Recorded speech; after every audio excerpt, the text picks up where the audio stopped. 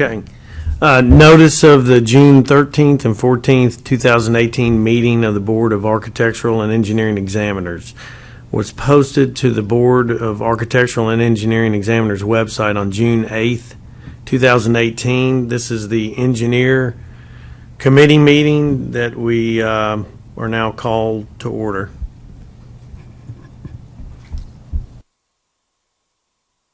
Roll call. Robert Campbell. Present. Ricky Burnside. Here. Kathy Ware. Stephen King. Here. Alton Hefco. Even though I'm not completely properly adorned, I'm here.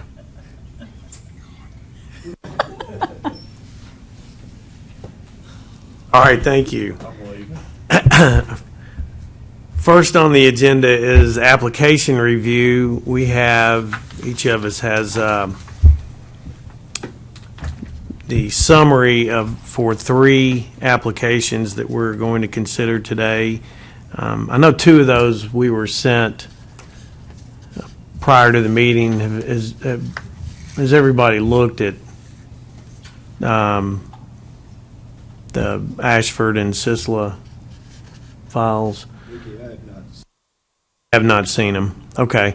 Well, why don't we, since there's 3 of you over there and there's 3 cases, I'll go ahead and this will make the math easy and just say, Steve, why don't you take Ashford, and Alton, you take Bennett, and Robert Sisla, and the files are on the iPads. Yes, this is just an email. It's just the emails. So why don't you just take a minute and review those, and then you'll lead us through each one of those.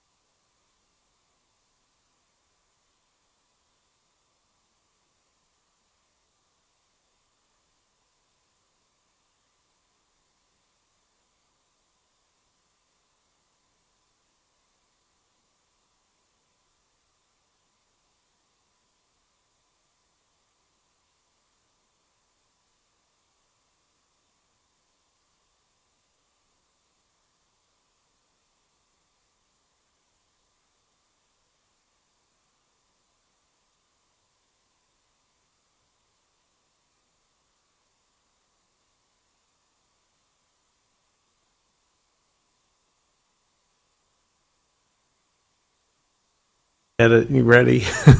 One thing I forgot to do was ask our guests to introduce themselves. It's perfect that we do this every 2 months, so I totally forget what to do every 2 months. So, but I knew Chris was coming in a little bit later anyway. So anyway, each of the guests, if you could stand up and tell us who you are and welcome to the meeting.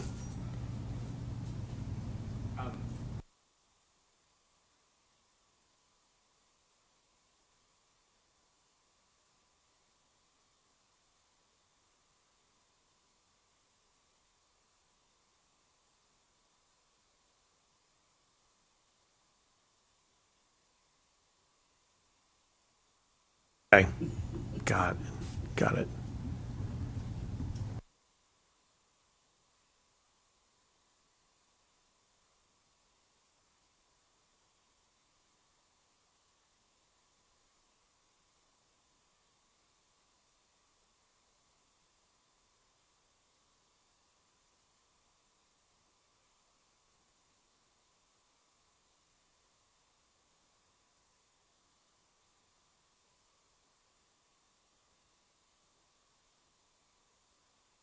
Okay, Steve, you want to lead us through the first case?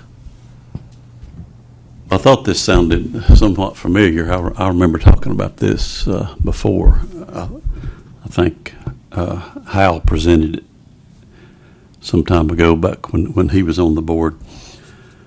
But it seems to me the issue is the undergraduate degree in biology, and the application was originally made under the now sunset master's degree provision, but at that time, he didn't have 20 years experience, so his application was not approved. Since that time, he's gotten a license in another state and has reapplied for comedy. But as I read through the file, it seems that the section in our law requires the comedy applications to meet the requirements of the board. So I don't see that we have any option unless there's something that I don't see there.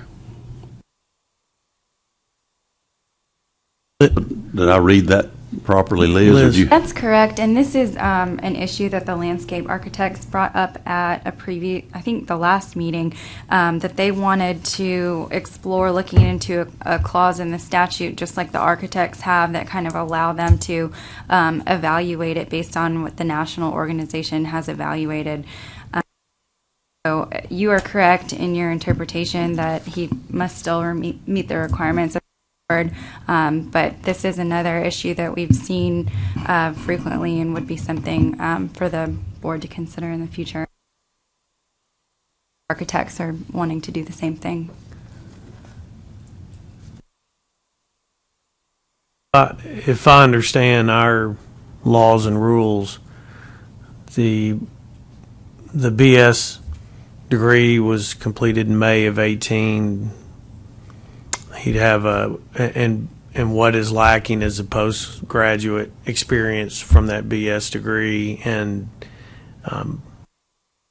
our rules allow 1 year for the master's degree, so there's 3 years lacking in terms of experience. Does that sound correct? I think the law requires progressive experience, but I would, before we render any additional opinion on this, I mean, could we have opportunity to present his side? Absolutely. Yeah. Absolutely. Of course. Okay, great. Mr. Ashford. Come on up. If you'll sign in, just make sure that's read so they can hear you and we can record it. Thank you, sir. Thank you.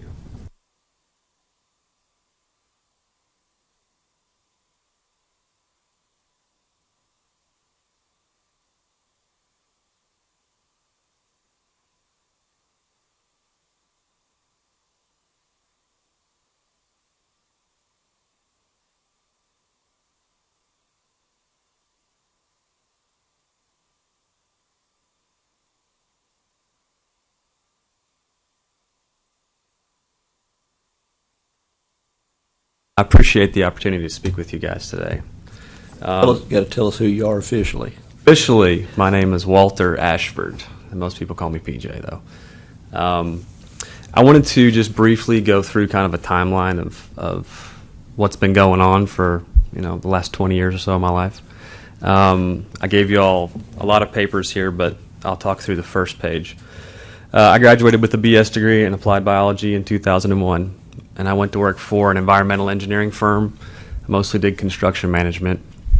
And during that time, I was under supervision of 2 licensed engineers, and they encouraged me to go get my environmental engineering master's degree at Old Dominion University. I didn't get a chance to finish that while I was working with them, but I did finish that in May of 2010 when I moved here to Nashville. And that's when I started working for Metro Water Services.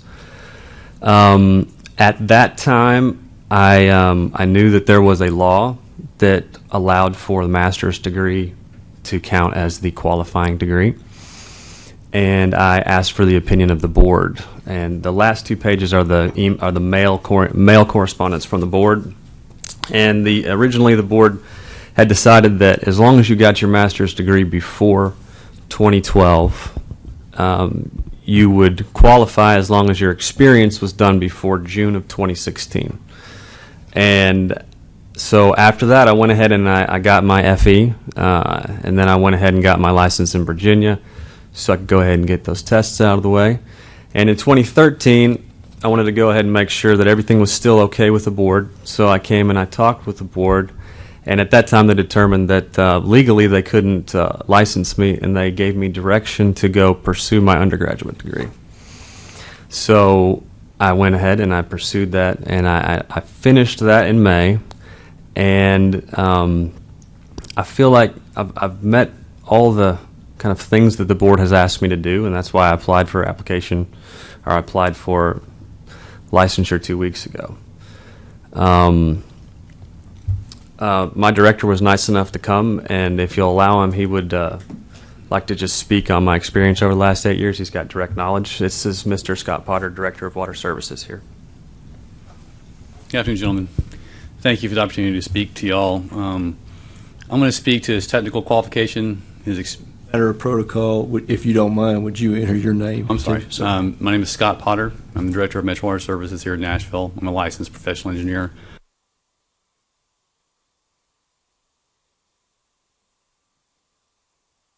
That's red. Okay. So I want to speak to his technical qualification and his experience since he's worked for us, and then I'll speak to his character as a representative of our profession. He works for what I would consider, or who I would consider, our most qualified engineer at Metro Water Services. He works for Brent Freeman, and y'all may not know him, but Brent is he's just a spectacular, technically qualified engineer from civil perspective and from a control systems perspective, and almost from an electrical perspective. He can work in all 3 of the fields with credibility. So that's his direct supervisor. So his supervisor, since he's been at Metro Water Services, there's no one else at Metro Water Services that would exceed his level of qualification and operational ability. Men and women that he supervises are among our most qualified people in the field. So from a teaching perspective, he's getting it from both directions. He's got really good instruction from his supervisor, and he's gotten most likely even better instruction and experience from those he supervises because they do the work in the field. And to speak directly to what that would involve, PJ works in our route services division, which from a water and sewer perspective, once the water leaves the plant, route services owns it until it gets to the customer tap, and then when it leaves the customer home, route services owns it until it gets to the treatment plants. So in the last 5 to 6 years, PJ has been directly responsible for at least $35 million worth of pump station reconstruction or direct construction. And that's going to include everything from laying the pad to programming the logic. So they've built a structure, They've gone through all the permitting processes to do that. They've selected the pumps, they've selected the pipe size, the pipe materials, they've selected the control systems, they've installed the electrical components, they've tested all the electrical components, all the control systems, they've designed and installed and tested and operated the emergency power systems, and they placed the systems into operation. So we've saved, through PJ and his team's effort, at least $28 million that we can document based on his technical qualifications and leadership in direct engineering role. So from my perspective, I would welcome him into the engineering fold, as it were, at Metro Water Services. And quite honestly, without his license, our ability to utilize his talents is a little bit restricted, because he can't qualify as an engineer. To be an engineer at Metro Water Services 1, 2, or 3 license. And so he's kind of stuck professionally, because he's reached the limit of his technical ability to grow without being an engineer with a license. So from my perspective, quite honestly, the citizens of Nashville are being denied his services without his license. And I would implore y'all to see a way through to award his license, because I think he's earned it. From a character perspective, and would we like him representing us in our profession, I would say without a doubt. He's an honest man. He's a man of great character. Proud to work with him. So I'd welcome any questions that y'all would have. If I could amplify my remarks at all, I'd love to have that opportunity. And I would just like to remind the board real quick, we do have the pending rule going through the rulemaking process already, where the board decided to amend the progressive section to give 1 year of credit for 3 years or more qualified experience obtained prior to graduation under the direct supervision of a licensed engineer. I'm having Jared print out some red lines for you guys to look at. It's not effective yet. It is still with the AG for final review, so it's likely to be effective before the end of 2018. But I did want to remind you that that is one of the changes the board was already looking at making to the progressive experience section. This just for clarification, though, that would just be 1 year's credit. Is that correct? Not 1 year for every multiple of 3 that he's worked. That's correct. That's what Yeah. the board discussed previously. So in essence, with a master's degree, and if this legislation passes, then he would have the equivalent of 2 years of practice, credit, which would Of leave him experience 2 requirement. years shy. That's correct. Okay. Better than 3 years shy, though, right? Sorry? Better than 3 years shy, right? But not as good as there. So, a couple questions that I've got, if it's all right, Mr. Chairman, and or questions or comments or whatever. Please.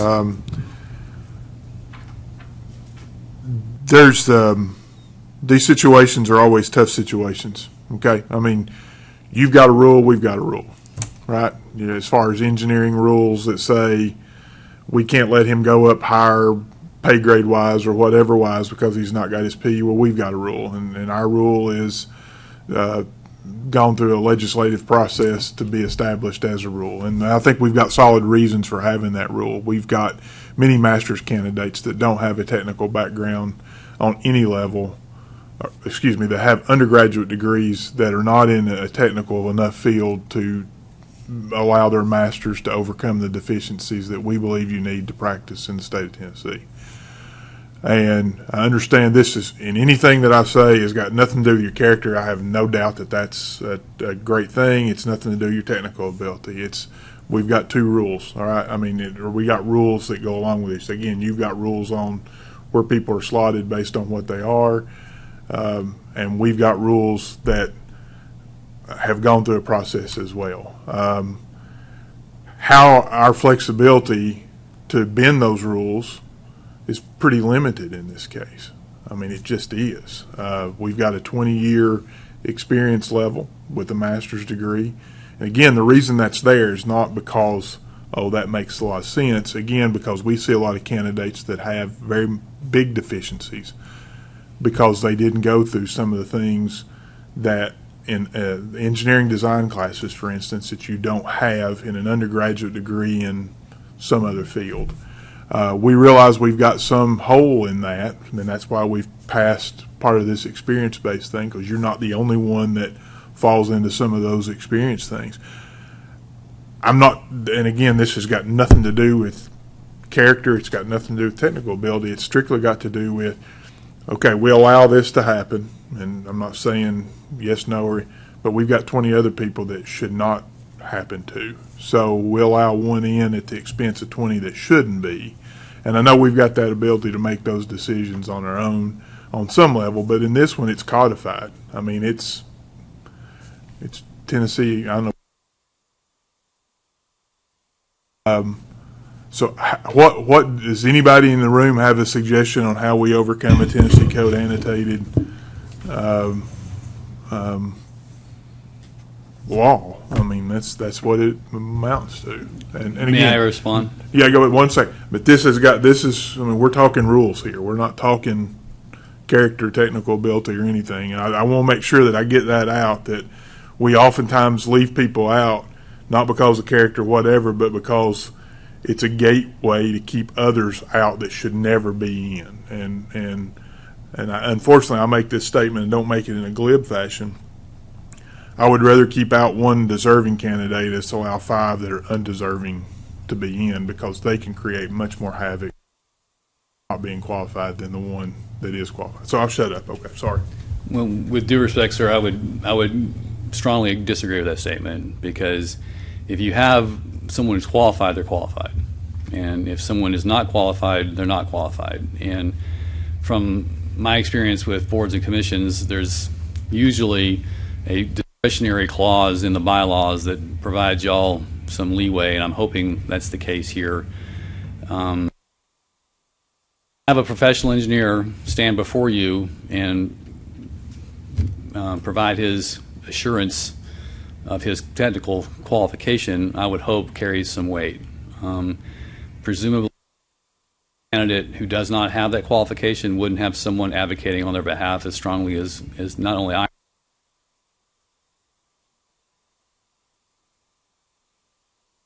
I'm certainly not arguing with you, but I do think this is a special case that deserves. Has established his academic bona fides, he has established his technical ability, and he has been directly supervised by an extraordinary engineer. So, and from a, I guess a real world perspective, I would state without qualification that he's qualified to be a professional engineer, especially since he's passed in Virginia, and I don't know what else. And your testimony is appreciated very much as a PE, and you know what it is. The concern that we have is if we don't have a legal license to apply rules or to or the legal ability to vary from rules, we don't want to do something that then the legal department may undo later. That would be bad. One question, the last question Robert asked, is somebody have a legal way that we can improve this situation? And I've got a question, so it's a legal question. Reading the letter that was written to PJ in 2013 by our executive director, it stated, and that's dated in 2013. It states there that the law allowing the master's as the qualifying degree expired on June 30th, 2012. And at that time that it expired, Mr. Ashford had 2 years and 1 month of experience following the master's degree. So at that time, he had 2 years of experience. And my question is, legally, can we say he had 2 years after a qualifying it was the qualifying degree in our law at that time? Can now we add the 2 other years that he's earned, one through having a master's degree that we allow credit for, and the other year, if this rule passes about experience, 3 years of experience prior to the qualifying degree that he has had now to this second qualifying degree, basically, does that get him to 4 legally? I see what you're saying, and I would need to do some further research on that specific question and check with my supervisor. Okay. I'm not saying it's impossible. That is something we can look into. I would say generally, though, if you didn't meet the requirements while the statute was still active, then you typically can't use those requirements down the road if there's new requirements now. But I would need to see the letter. I would need to discuss with my supervisor if there was any legal merit to those years being counted towards credit. I think that's something that we can look into, and I'm happy to do the research. I could try my best to get an answer before the full board meeting tomorrow, but it just would depend on my supervisor's schedule. So I do think if the rule passes that you guys approved several months ago regarding expanding progressive experience, then it would at least give him one more towards his 4 years requirement for the undergrad degree provision. According to the Tennessee Code Annotated, the board doesn't have a lot of leeway to grant a license that doesn't fall within the requirements. You'll notice here the issue is the progressive experience, and then you look at how the board defines progressive experience in the rules, and that really would be where the board can be flexible. Liz, how is that defined?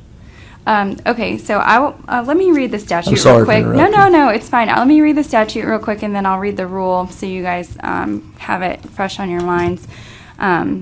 Says this is Tennessee Code Annotated 62-2401. The following shall be considered as minimum evidence satisfactory to the board that the applicant is qualified for registration as an engineer. Section 1, graduation from approved engineering curriculum, experience, and examination. A graduate of an engineering curriculum of 4 years or more approved by the board as being of satisfactory standing and with a specific record of 4 years or more of progressive experience on engineering projects of a grade and character that indicates to the board that the applicant may be competent to practice engineering and pass an examination prepared by the National Council of Examiners for Engineering and Surveying involving the fundamentals of engineering shall be admitted to an examination prepared by the National Council of Examiners for Engineering and Surveying and the principles and practice of engineering. Upon passing the examination, the applicant shall be granted a certificate of registration to practice engineering in the state, provided that the applicant is otherwise qualified. Section 2, long established practice. A graduate of an approved engineering curriculum of 4 years or more with a specific record of 12 years or more of progressive experience on engineering projects of a grade and character that indicates to the board that the applicant may be competent to practice engineering shall be admitted to an examination prepared by the National Council of Examiners for Engineering and Surveying in the principles and practice of engineering. Upon the passing of the examination, the applicant shall be granted a certificate of registration to practice engineering in the state, provided that the applicant is otherwise qualified. Section 3 was deleted in 2012, and then Section 4 says master's degree from approved institution. A person who holds a master's degree in engineering from an institution with an ABET accredited engineering program approved by the board as being satisfactory standing and with a specific record of 20 years or more of progressive experience on engineering projects of a grade and character that indicates to the board that the applicant is competent to practice engineering and who has passed the fundamentals of engineering examination administered by the National Council of Examiners for Engineering and Surveying shall be admitted to an examination prepared by NCEES in the principles and practice of engineering. Upon passing the examination, the applicant shall be granted a certificate of registration to practice engineering in the state if the applicant is otherwise qualified. And then section B, notwithstanding any provision to the contrary, the board may, in its discretion, grant up to 1 year of qualified experience obtained in an established cooperative education program that is carried out within the framework of an approved engineering curriculum and that has been approved by the board. And these sections correspond with the comedy section of our statute, which I had in front of me and now I need to find. If you'll give me just 1 second. That's important for me to read that in conjunction with this statute. All Liz is looking for that, just for clarification. PJ, you have now graduated from a 4-year accredited university, TSU, correct? Yes. And have set for and passed the FE, correct? And you have set for and passed the PE, correct? Yes. And you have more than 4 years of progressive experience, continuous experience, correct? Okay. I'd like to hear the definition of progressive. Well, so I'm getting to that. If you'll give me just 1 second, I've got to back up. So the requirements that I just read were the requirements to be registered as an engineer in our state, and that stems from our comedy statute, which is Tennessee Code Annotated 6224, which says the board may, upon proper application for a certificate of registration, issue a certificate of registration as an architect, engineer, registered interior designer, or landscape architect to any person who holds a like unexpired certificate of qualification or registration issued to the person by any state, territory, or possession of the United States or of any country, provided that the applicant's qualifications meet the requirements of this chapter and the rules established by the board. Any applicant for registration as an architect or landscape architect pursuant to this section shall hold an unexpired national certificate issued by NCARB or the Council of Landscape Architecture and shall present proof of the same upon application to the board. So you have to read the comedy statute in conjunction with the requirements of our chapter to be an engineer, and then that leads us to the definition of progressive experience, which is in our board's rules. So as it reads today, so not including the changes that the board has put in the rulemaking process, they're not effective yet. Currently, Rule 0120-01-.10, Section 2 says, in general... Sorry, Liz, would you say that one again? Oh, yeah, of course. It's under Education and Experience Requirements, Engineer. So Chapter 0120-01, and then it's point 10, and Section 2.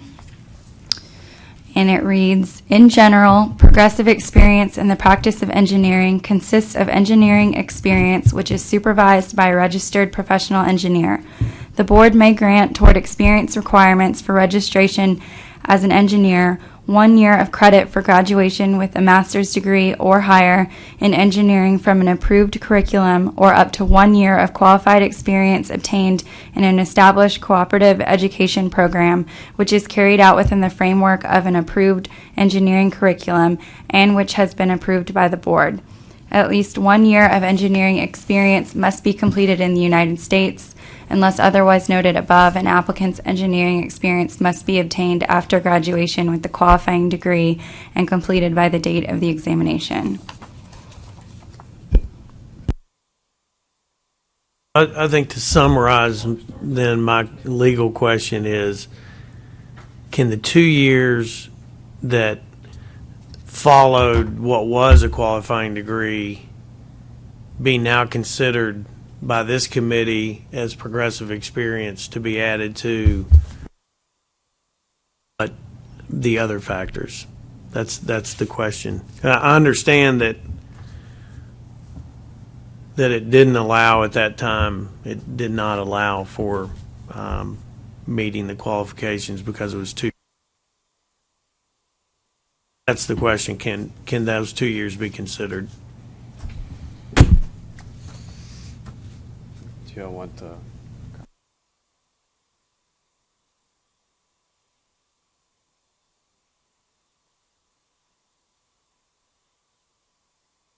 Ricky, I'm not sure I know the answer to your question right here, Okay. but I can find out before the board meeting tomorrow. Okay, and you see the information that's in John Cothran's letter here. Yeah, we've got it. I'm sorry, I didn't have it in front of me, but I will have to check on the legal merits of whether those years can be combined from the previous law now with the current law and be used to satisfy our current requirements.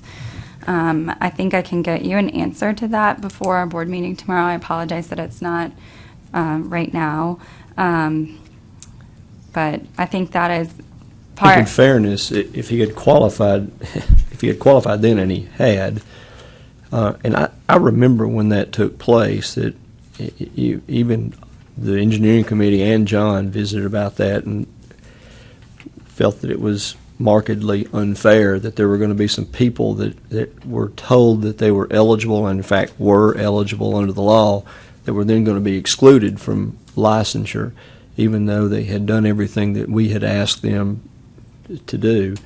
I think in fairness, if there's absolutely no interpretation that would work,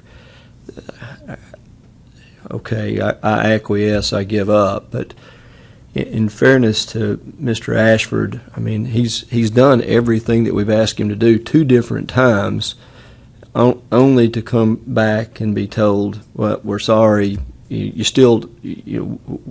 going back on what we said, now you're going to have to do this. Well, I just want to make a distinction that I do want to make a statement that it's the goal of the board to make sure that we are licensing people correctly, but I know that this board wants qualified engineers to become licensed, and that it's our goal to make that happen, but we have to do it legally, and I totally understand where you're coming from. That's why I want to go back and check what was said previously, what was memorialized in writing, what was legal at the time, and if we can possibly make that happen with our current law. We want to see him get licensed. We just want to make sure that the board has the authority to do so. So I hope everyone here today understands that that is our goal. I do think with the progressive experience rule amendments that will be effective in the coming months, I'm wondering if we couldn't give him 3 under that, and then he would just need the 1 more. Could the board, based on his experience, find something that fits in category 2, the cooperative education program? You know, we've got the master's degree credit. We've got the 3 or more years experience prior to graduation, so there's 2 right there. But I'm wondering if under, up to 1 year of qualified experience obtained in an established cooperative education program carried out within the framework of an approved engineering curriculum, which has been approved by the board, I'm wondering if the board could find some of his experience could fall under that category, and then that would leave him with 1 remaining year versus I mean, That was our 3, which logic. seems more daunting right now. That was So- our logic, to take 3 years to 1. Because you remember the consultant that came before us from Knoxville some time ago, that was the argument, that he had an individual that had worked in a capacity somewhat of a design engineer in his office, and he went back to school part-time, and it took him several years to get the degree, but the argument was to count the experience before the qualifying degree.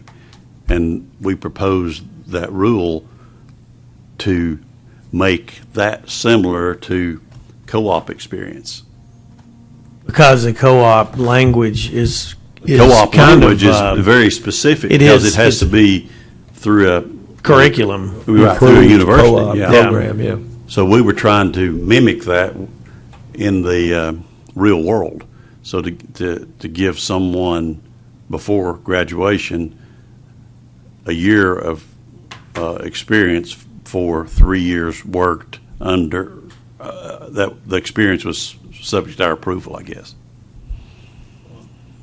Yeah, Is that what you remember? Yeah, but that was just 1 year. That's right. So, Yeah. I mean, they could have 25 years of engineering experience, but just get 1 year for it. That would put him 1 year closer. I didn't say that. I'm just saying that it's not, you don't get to go 3 years, 3 years, 3 years, 3 years, and. That was the question I asked initially, just for No, clarification. so the board has, under the amendment, we have added, so I read the progressive experience requirement as it stands today. Under the amendment that's not effective yet, you guys added the third option that has 3 or more years qualified experience obtained prior to graduation under the direct supervision of a licensed engineer. And then you also added no partial credit will be awarded for experience which does not fully meet the criteria listed in 1 through 3 that I've mentioned before. And then it says applicants are limited to gaining 1 year of credit from the options listed in 1 through 3 towards progressive experience in the practice of engineering. So you can't, like you said, 3, 3, 3, 3, unfortunately. I don't see how we could use the co-op program clause unless. That's fine. I just unless was he had checking a- to see if a he co- had a that. co-op, a recognized co-op program. I would, Ricky, I like your idea, and Liz, I really appreciate you taking time to review and explore that as an option and an opportunity. it is documented in our director's letter that he had 2 years past qualifying degree at that time. So maybe. Was the experience that the board required all completed before the law sunsetted, though? I think that would be an issue. It was not. It was. I think that was the So problem. that's the at issue that I need to talk with my supervisor about. I'm not sure that, experience that wasn't completed before the law sunsetted can be used now for the current requirements. It might be, it might not be, but I don't have the answer for you right now. I'll have to ask. And if it's sometimes I guess the rules and laws don't go into that kind of detail. So if that's a situation where we can use our judgment, whether it should or not, then that's something that we can discuss on. That was experience, and whether we consider. But right now, I guess we don't legally know whether we can discuss that. And I'm hoping that that's a possibility. I think that's a really good solution. I just need to verify. Okay. But yeah. Well, I think does anybody else have any statements they want to make? I think at this point.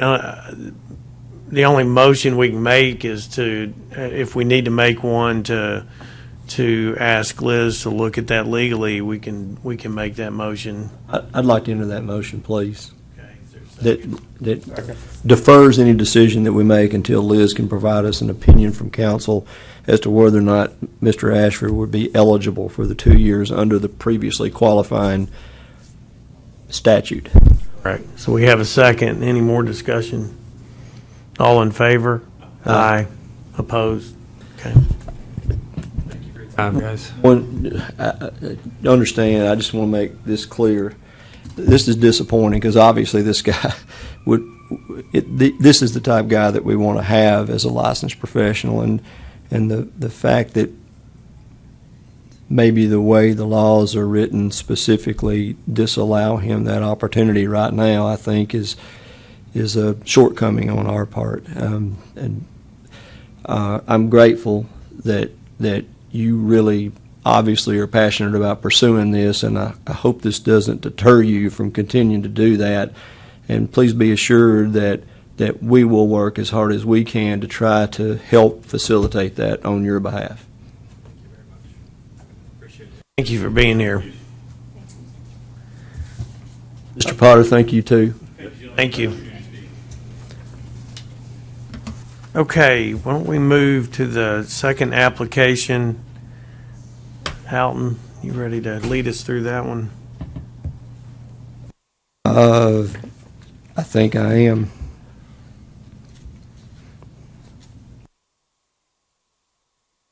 Okay, I had Mr. Bennett, right? Yes. Okay, according to in reviewing his application, I read carefully what Dr. Smith had conferred, and I respect Dr. Smith's opinion and I value it. And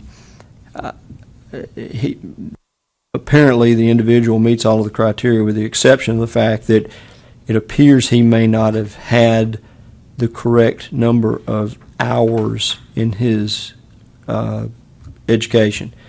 And from Dr. Smith's comment, it could be the fact that in Canada, the semester hours are counted maybe differently than they are in the United States.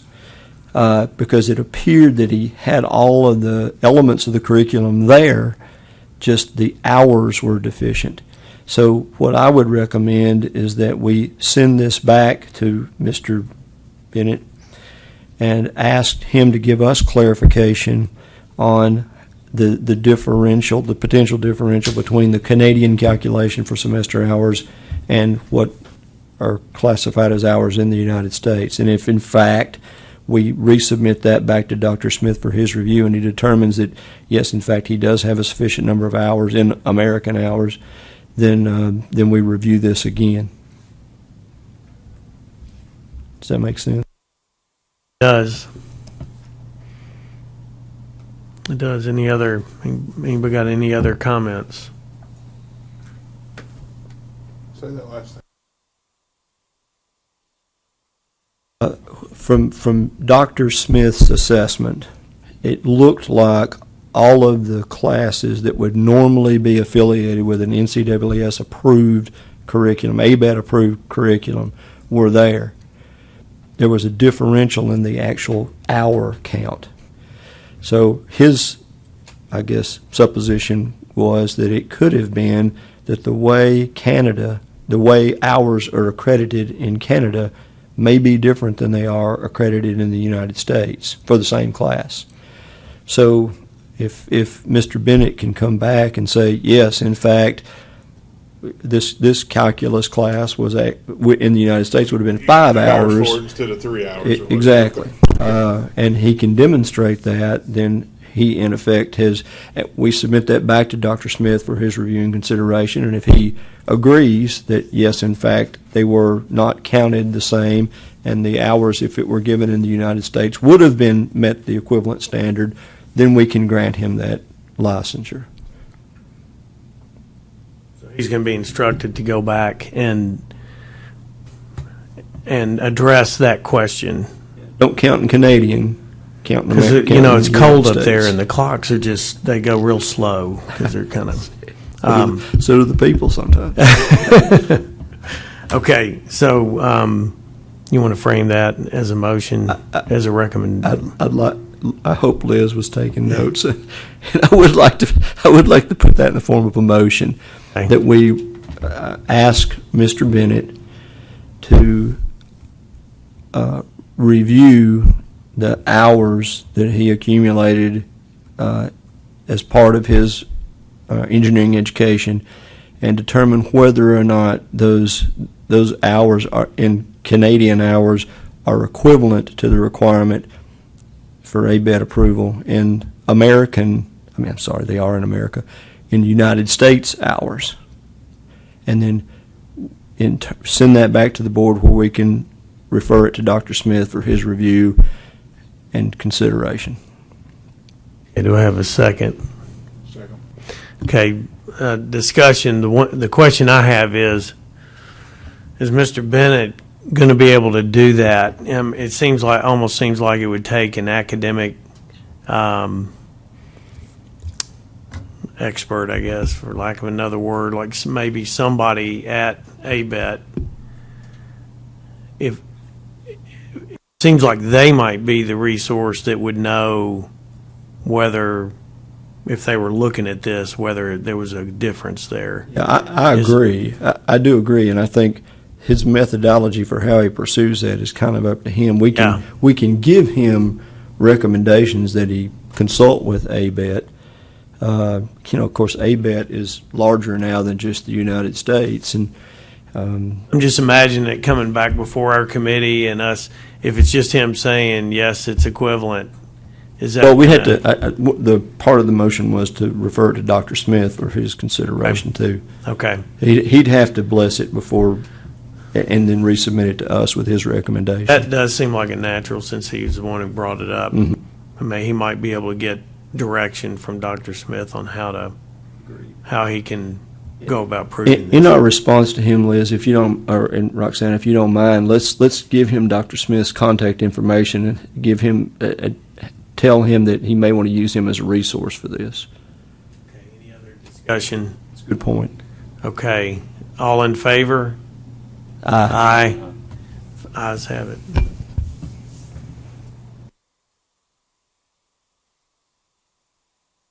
Okay, third application, Ms. Sisla. Robert, wanna lead us through? Yeah, I think I will. Yeah, and feel free to step up and interrupt me at any time. I'll try to summarize this as best I can. Sure that's red if you answer. Graduated from a university in India.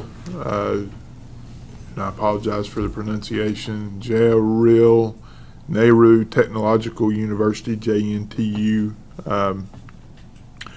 And trying to get a transcript evaluation, a review of the credits, but does not have a description of the classes, a transcript description, cannot get it from the university, and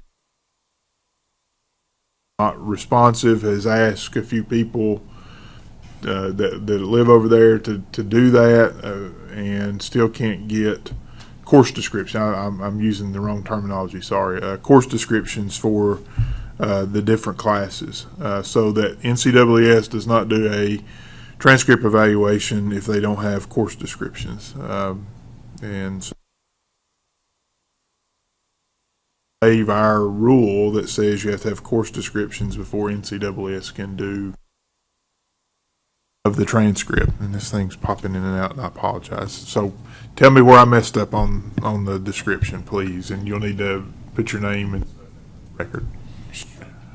Good afternoon, everybody. I'm Kamakshi Sisla.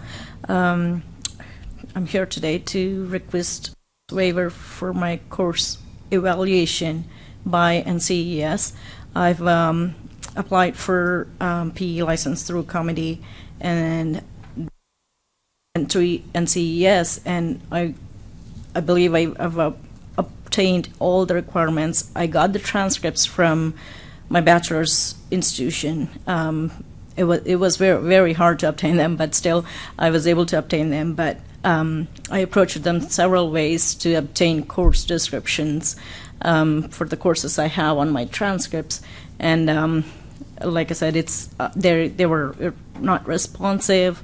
There's no one who can dig those files. It's not technically as equipped as this country at that time. I believe there were no soft copies, I believe electronics, so it was only hard copies, and they did not respond to my requests, several requests. And my bachelor's degree, I've got it. I've studied at a college where the college is accredited by this regional institution, Jawaharlal Nehru Institution, Technological University. So I approached both the college and the university for course descriptions, and either of the institutions could not provide me those documents. So I'm wondering what could be a solution for me to pursue state. I have a professional engineering license from state of Nevada in 2010, and I've practiced it for 6 years there. I got my master's from University of Nevada, Las Vegas in 2002, and 2005 I took my fundamentals of engineering exam, and 2010 was professional engineering exam, and I've been with the same company for 10 years.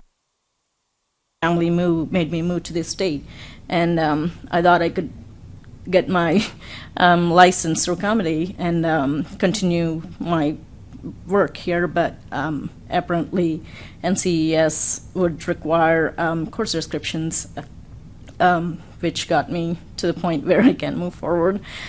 So I'm willing to provide any kind of references any kind of contacts you would want to verify my credentials or technical skills or technical expertise all through these years of experience.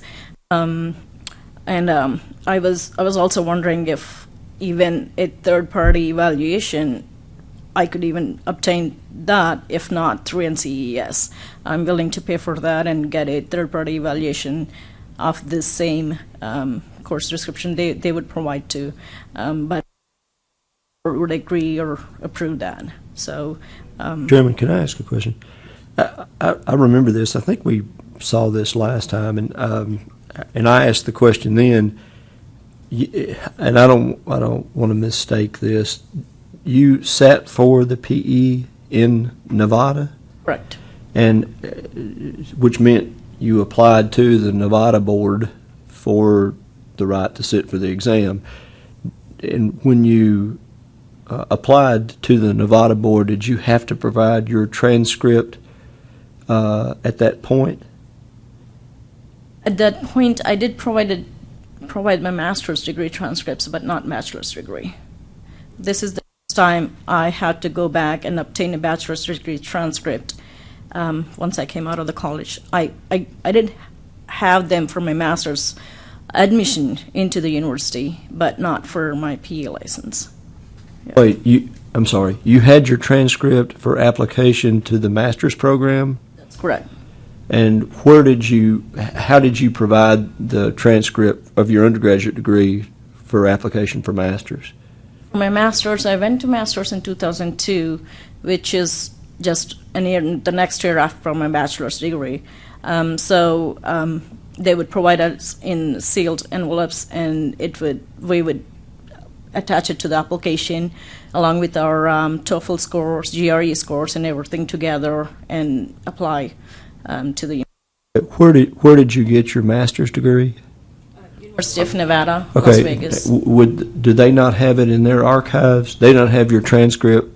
She supplied her transcript to NCES, or what she doesn't have is course descriptions. I'm sorry. So she's got all the transcripts necessary. It took about 3 months for me to get those, but I was able to. My understanding is this isn't our rule or our law that this NCES won't review the transcript without a course description unless we approve them to review her transcript. And so when they came before us, and I was the one person who approved it because I felt like I wanted to see what NCES said about the transcript. At least they had that, and it would at least give us then some discretion on to know what they have, if they approve it, that we can go from there. So we're not necessarily approving a comedy application. We're approving NCES to look at her transcript without course description.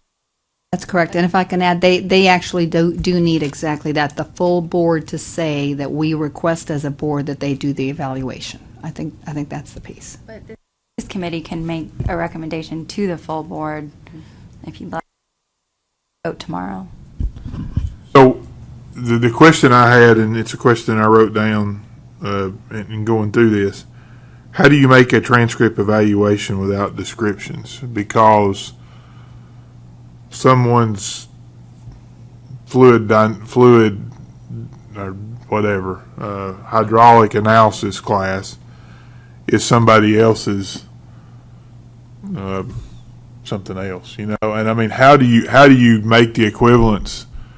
Because we run into this some too when we look at technology degrees. We have a technology degree that has almost the exact same title as a non-technology degree. So, for instance, it'll say it's the dynamics class, statics class, and the statics class may be totally non-calculus based statics, but it says statics, and without the course description, you're not able to see.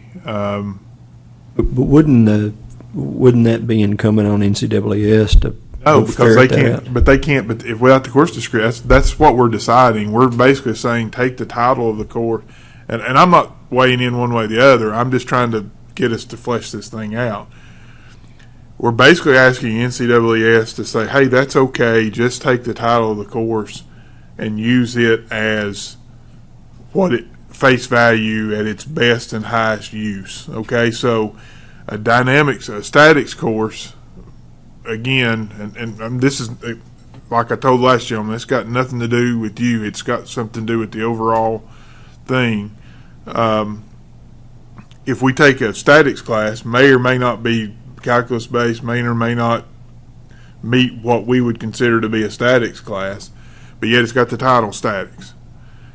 How's NCAAS going to evaluate that? Because they're going to they're just going to say, oh, okay, it's a statics class. It must be like a U.S. Or a normal engineering statics class, and it may not be.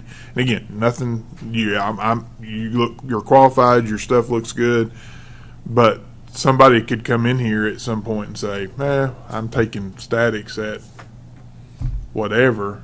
I mean, that's what the descriptions I understand. make I understand sense. what you're saying, but since we're not NCAAS and we don't know how they go about what methodology they use to go do, they may have a tried and true method for actually going and uncovering that information that none of us know about or understand. And if we defer it to them and they're actually able to go in and say, sure, yeah, it's a normal protocol for us, here's how we do it, okay, let's give it to them and let them do it. If they come back and say we couldn't determine it, or we couldn't develop enough information to determine whether or not, in fact, it does meet the intent of the law, then we've got our answer. Well, then I think that's the question that is in my mind is, first of all, why are they even asking us for it if they've got a method to already do it? That seems a little goofy to I guess me. for permission to go. Yeah, but then if they've got a method, why don't they say, hey, we've got a method, and here it is, and let us know what that is? Again, I agree. That's a good question.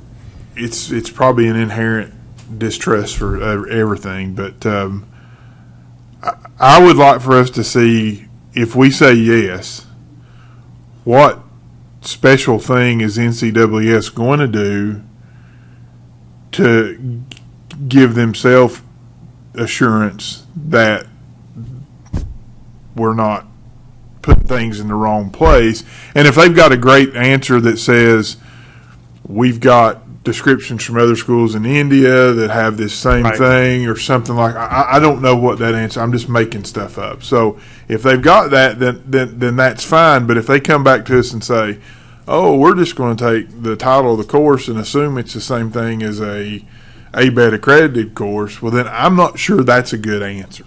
Okay, I would agree with that. So before I say yes or no, and again, I hate to put you off because I know you've been dancing this dance for a while. I would like for NCAAS to give us a complete, concise answer on what they do different than just looking at the title and saying, oh, it's a statics class just like you would have at Tennessee Tech super regional team, type thing. So you notice how I've fluffed that in there, by the way. So anyway.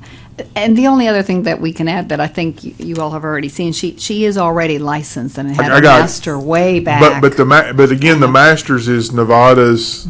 They allow the masters, and just as we went through before, if we were to say, okay, yeah, it's fine with the masters, she's got a master's in less than 20 years experience, right? Then we should have said, okay, this guy's got a master's with, and we should have gone on. But that's not what our rule says, and our rule.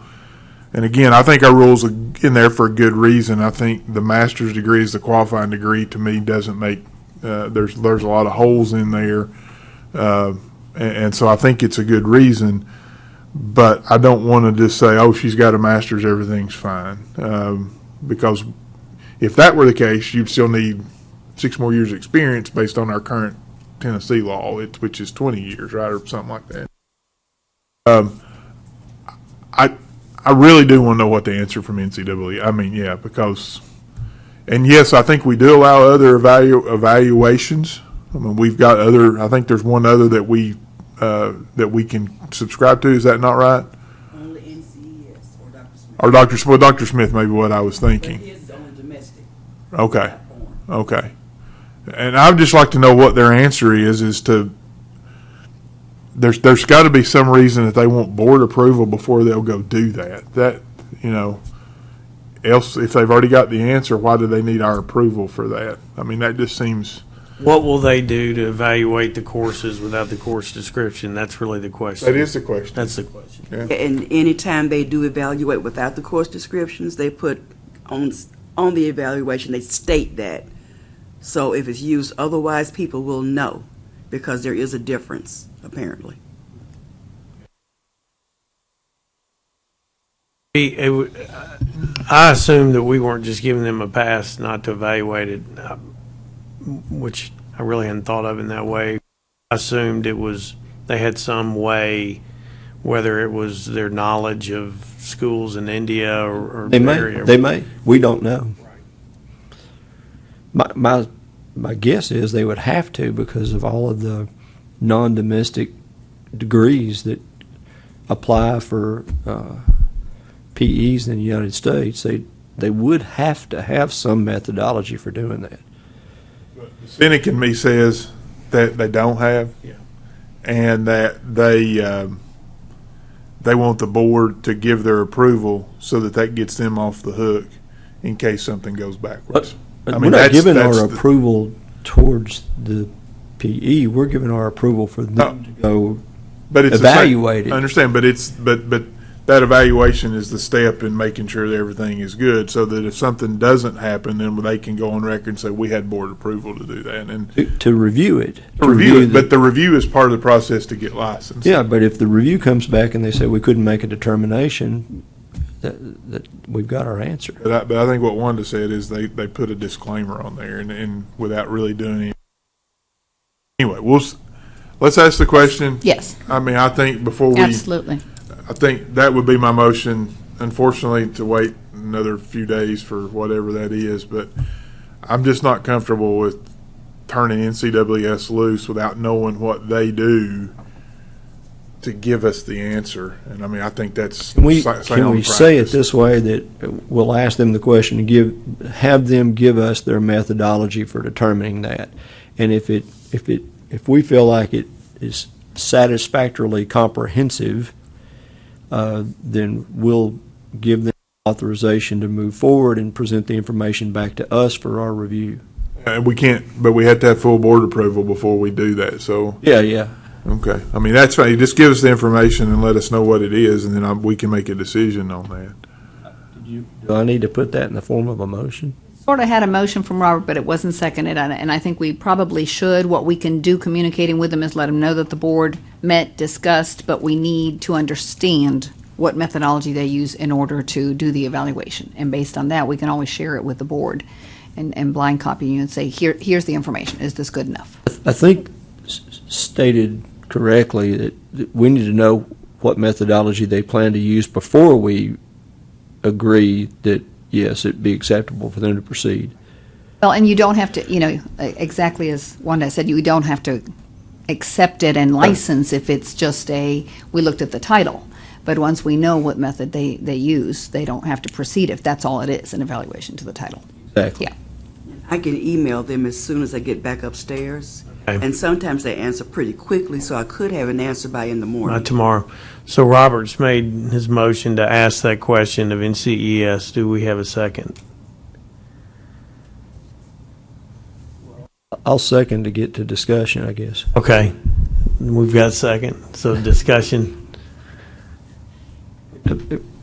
Pending the outcome of their response, if you would accept a friendly amendment, that if the outcome of their response satisfies the engineering committee, and I suppose the full board, then authorize them to proceed with the investigation. I think that's good, but I think we would have to vote on that electronically then with the full board to say, here's what NCWS's response was. Is that okay with you all? And if it passes, then we could send that on to them to do the evaluation. But if it comes back and says no, it's not. Then I think that we're back where we misses. started from. I think that's missing a step. We're asking what they're going to do, how they're going to assess without a course description. If they give us a satisfactory answer, I'm thinking the question came to this committee on whether NCES can evaluate the transcript. Allow them to. That we were allowed to. Is that a full board question, or is that this committee's question to allow? Past, it's only been committee. I don't know if that's changed or not. That's the way I understood sort of it. would- In the past, I mean, it's only been committee. So then, if this committee tells them they can evaluate the transcript, they then evaluate it, and it comes back to this committee as an application. If, I just heard they had to go to the full board. okay, that's not, is Past, it's been our, committee. I don't know what. is our approval to have NCES look at, evaluate the transcript, just this committee or the full It board? should be just the committee, just like applications. When you all review an application and approve it or don't, then you do bring it before the full committee, just as an informational piece, but you vote on them and motion them. Which as in a essence, committee. that's what this is. That's what this is, yeah. It's a Okay. component of an application. Correct. So I think we're okay there. We've got a motion and we've got a second. If everyone agrees, Okay. we'll start the process, hopefully no tomorrow. So by the time we update the full board tomorrow, maybe NCWS has answered and said, we see many of the universities from India, and here's our historical view of what the This courses is the are, way and here's we the would do that. breakdown. And we may feel comfortable with that based on a good breakdown from others similar. And if we're not, then at least we can discuss it. I'll withdraw my amendment and just second Robert's Okay, and motion.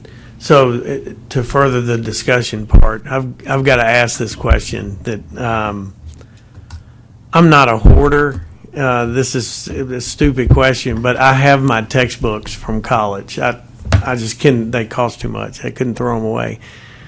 That may seem too simplistic, but I could show a course description, pretty good course description, with my textbook.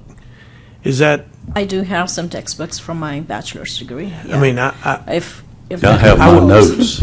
I still have notes, but I'm not a hoarder, I promise. But I think I would ask NCES if having textbooks from my bachelor's degree that I don't have course descriptions of would help them evaluate the course, and I don't see how they could say no.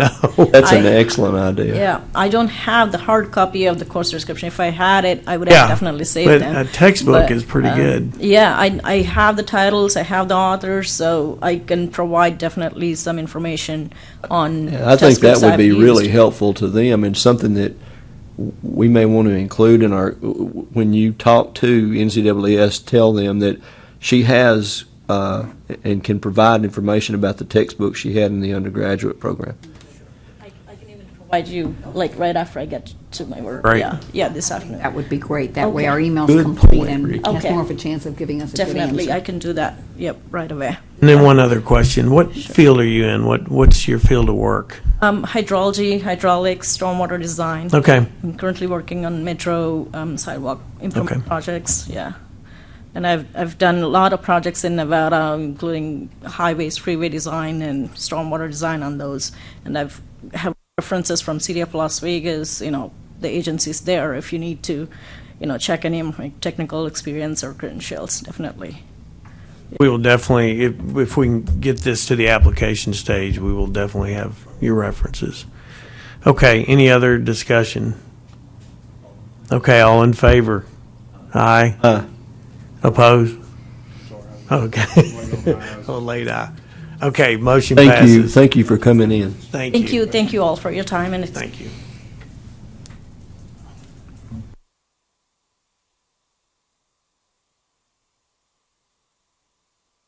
Okay. So we are ready to move on past application review to an update on the Southern Zone NCEES meeting. And unless somebody has, I know that that Alton and Steve and I attended with Liz, and I've got some notes. I mean, my suggestion, Kathy was there too, yes. I've got some notes that I looked at and can just go through some highlights from the meeting, and then if Liz was in some meetings we weren't in, she can add to that, and you two can add to it, and maybe we just, instead of stopping and discussing these, why not run through all of them, and you can make notes if there's things we need to talk about. But I'll run through these.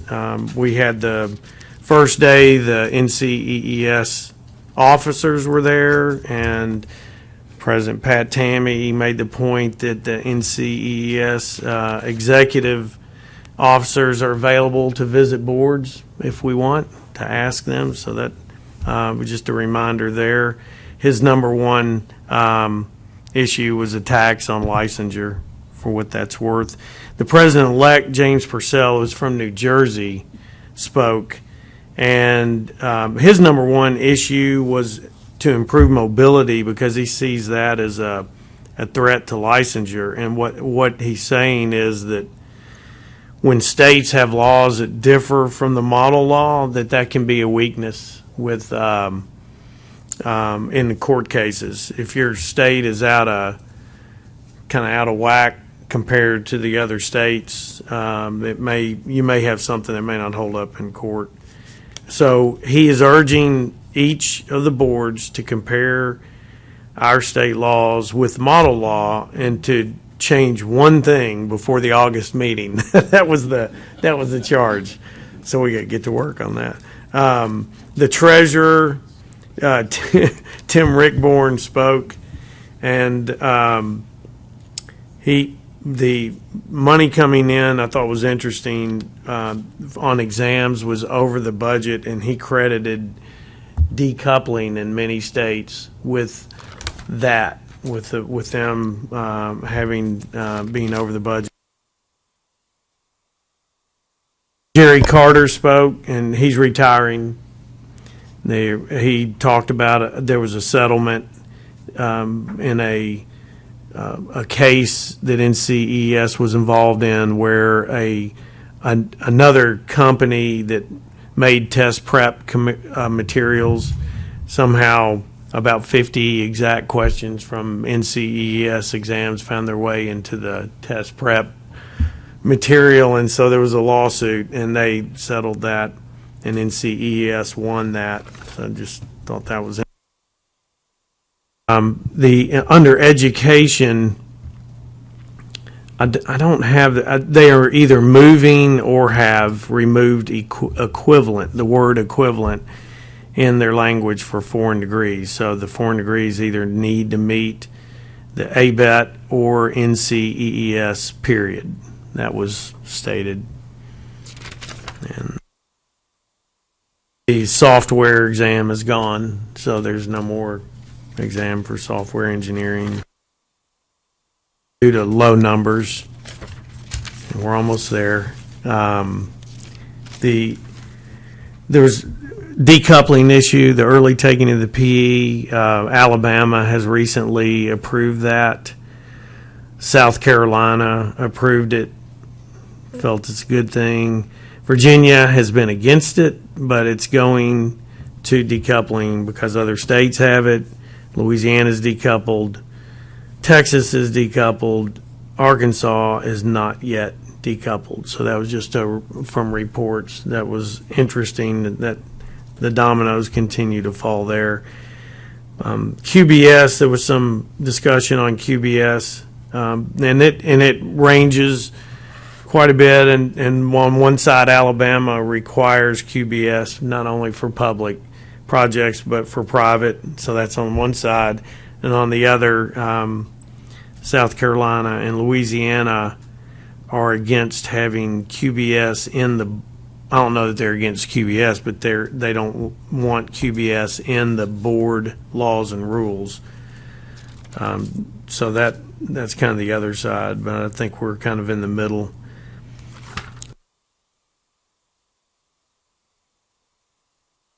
Okay, I did also talk to a couple of people about this issue we've been discussing on having a definition of engineering, and which goes along with definition of architecture.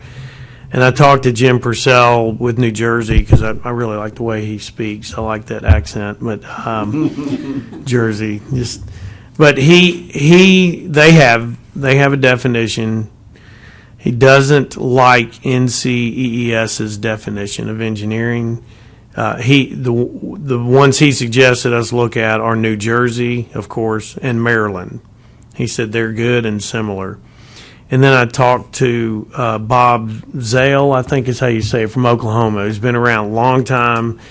I thought it was an interesting perspective because he's both an engineer and an architect. And they have had this definition in their law, and I just asked him, has it ever been detrimental? Has it ever hurt in any way? He said it has never hurt. There's never been a negative to having engineering defined. It helps when unregistered people do something that is engineering. It helps to justify the discipline. He did say that because you have that, they have a definition of incidental architecture and engineering, and that has caused problems in the past. Their definition of incidental architecture and engineering, but they improved the language in those, and after improvement, there has not been a problem with that definition of incidental. Ricky, did he say how long that improvement had been in place? I didn't ask. I mean, if it had been not very long, right? My suspicion is it still could cause any definition of incidental anything. Right. To me, could cause misinterpretation. I don't know, but I did see him as being a good resource for us if we need a resource for anything we're looking at in the future. So that's all my notes. If Liz, you have some to add. I can add a few things. You covered a lot, though. I will say I sat in on the disciplinary sections and a lot of lawyers in the room. So I, being the new attorney in the room, didn't get a chance to speak too much, but I did a lot of listening. And some of the other states' issues that I picked up on were in Mississippi, they had a lawsuit with over the term tire engineer, and that was taking up their state attorney general's time. I think the appeals are still ongoing with that case. It was very interesting, the stance that the board took versus what the state was saying they could allow themselves to call themselves tire engineer. So interesting lawsuit that is still ongoing. It'll be interesting to see what the appeals process comes up with. They talked a lot about how they do their hearings with ALJs. Some states are moving to ALJs alone versus doing them with the board sitting in as guys would. So I thought that was interesting. Let's see. A lot of the common issues were states seeing overturn in their staff and attorneys, so it's causing a lot of consistency issues for them with assessing discipline and keeping with the. Do I have? Let's see.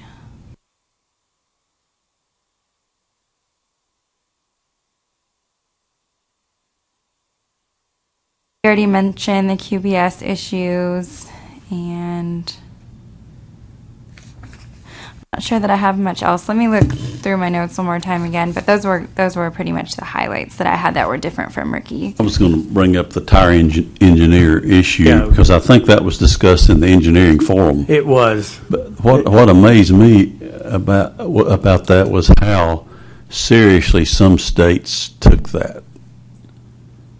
Yeah, Mississippi is fighting their use of that term. And I think when it came before us, someone else, I don't know if it's Attorney General, somebody reviewed it and decided it wasn't a threat because it didn't create confusion. Is that what you recall? I mean, I think I remember that something along those lines, but it said if it can't be reasonably ascertained that this is engineering. I think we had that on something, engineered the loan, Quicken Loans or something. One of those things that was, it's obviously not engineering. So, I mean, why would you? The public couldn't be deceived into thinking that it was. I think that's kind of how we went through. So, yeah, I'm with you. unless you're at Bridgestone or something, I'm not sure why that would even. Well, it's oil change places. Oh, I know what I'm they saying, sell but yeah, tires, so yeah. it's. But why would you even, unless you're in the business of manufacturing tires and doing all that, why would the public even think it's? These days, with the threats on or the attack on licensure, that just doesn't seem like a battle to fight. I'm with you. I'm with you.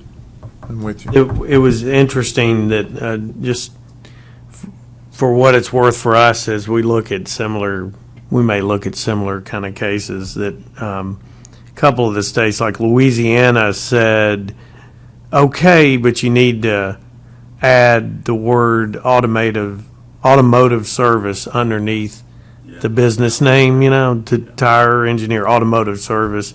And another one, South Carolina just had the condition that the people there couldn't call themselves engineer. The business was tire engineer, but the people couldn't call themselves engineers. So these are, those are it's interesting the way those worked out. Let me make one statement, and I think it was your second one or third about mobility. I'm a fan of mobility. I think the gentleman from New Jersey is absolutely incorrect in court cases being the deciding issue about us. The last I checked, the license was issued by the state of Tennessee, and it was only for practice in the state of Tennessee. So as long as we're adhering to our rules, the court issue is not the issue for mobility. So I'm not sure. I hate it when people throw that out there because it's almost a scare tactic to say, "Oh, you're all going to get sued." Well, I would say what my dad used to say about getting sued, and it's not in proper. We're in proper company now, so I'm not going to say that. But the issue is you can get sued over anything at any time for anything, and this thing about mobility, while I think it's a great thing for us to try to do, I think we do need to standardize on some things, and we've tried. But I'm concerned this master's degree thing still concerns me, that other states see that as a qualifying degree, and I just don't understand how they've come to that logical conclusion, because we hear from academia, we hear from practitioners, we hear from everybody of all the gaps that are there, that are potentially there and are really there, that I just don't see how others have just said, oh, that's a good thing, let's go on. And so move the mobility thing as far as we can, that's great, but don't try to be threatened by somebody from New Jersey that's misquoting states' rights and the license being. Now, if your goal is to have a national license, that makes sense. But the last I checked, that's not been what this is. It's a state license. I just hate when people threaten courts and lawsuits and stuff I do think the master's degree topic would be good to get added to the annual meeting agenda. I saw an email the other day when they, at least I got one asking for topic suggestions for some of the forums. So I'd be happy to submit that for you.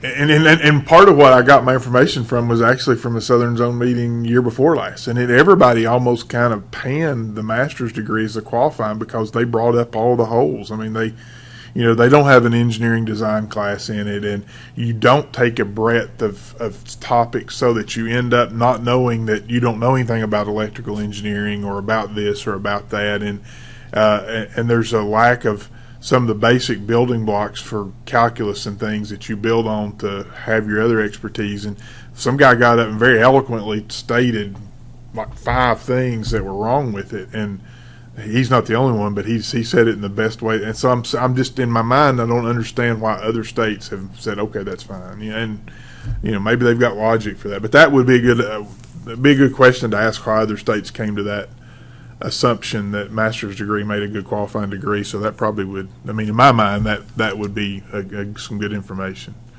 But it got slammed pretty bad when it was brought up in the meeting.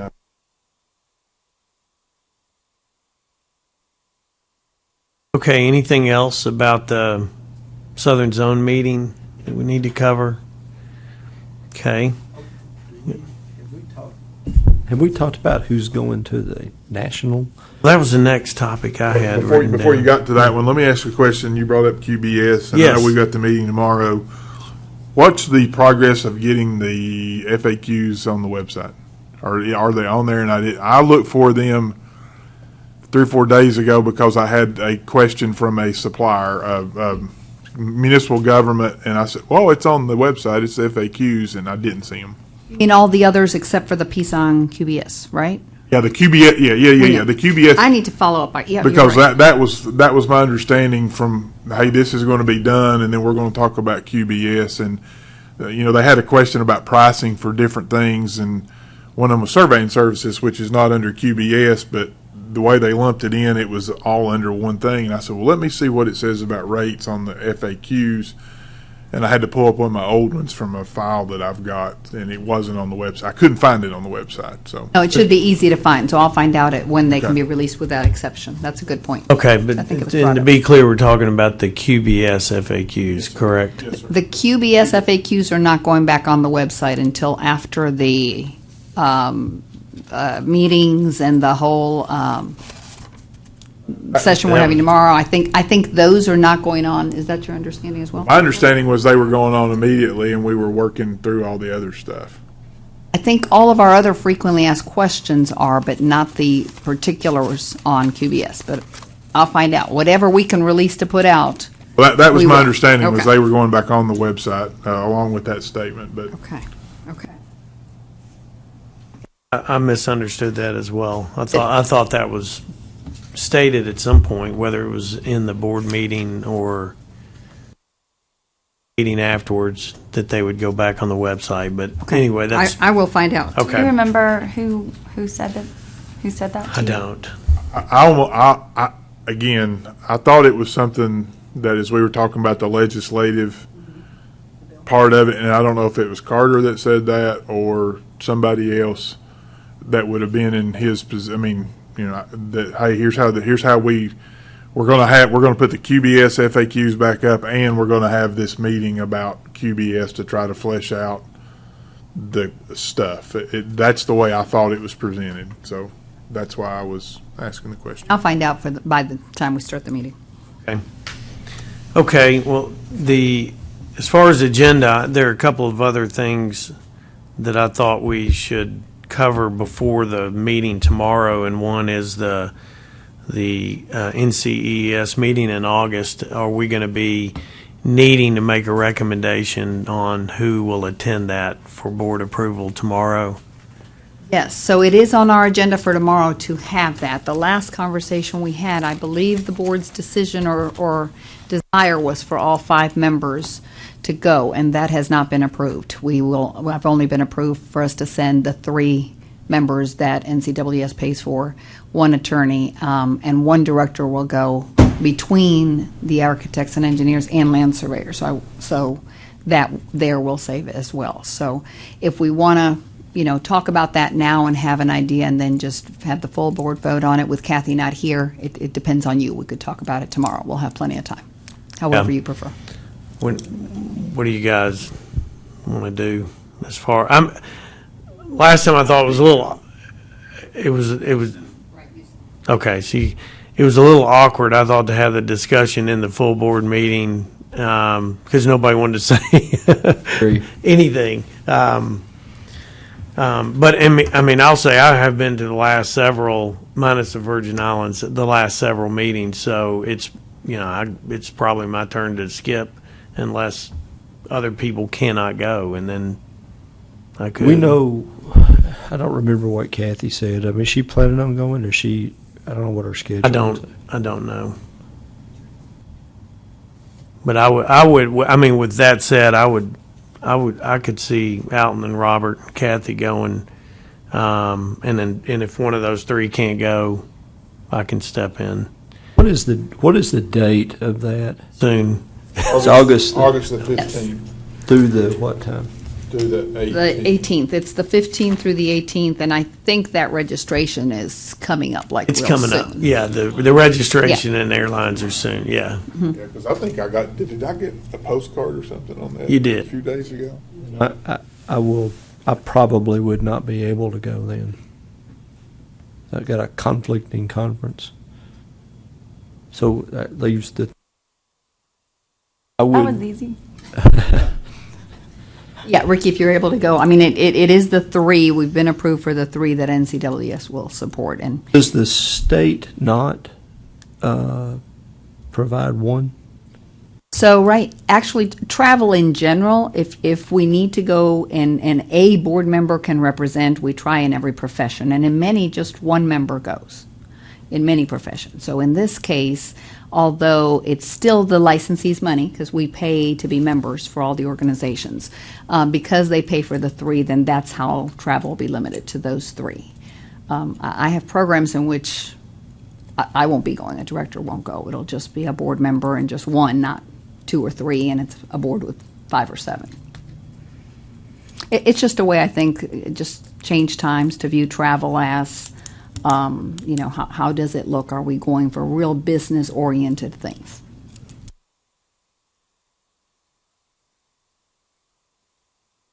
Okay, well, I guess we know what we're going to say tomorrow. I don't know, Alton, if you want to confirm that, or that's as confirmed as it can be.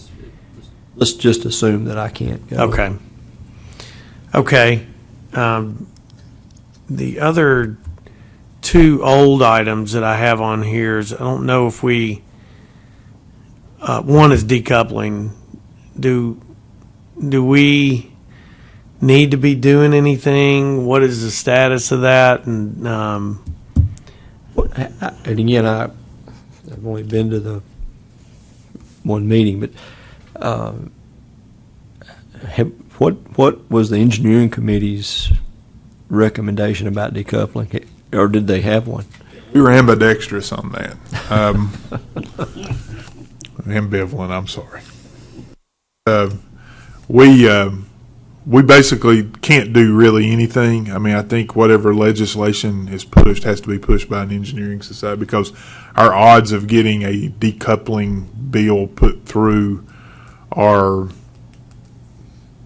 sketchy. I mean, it has to compete with others, and so if it was going to happen, it would have to come through the engineering societies. And I think our basic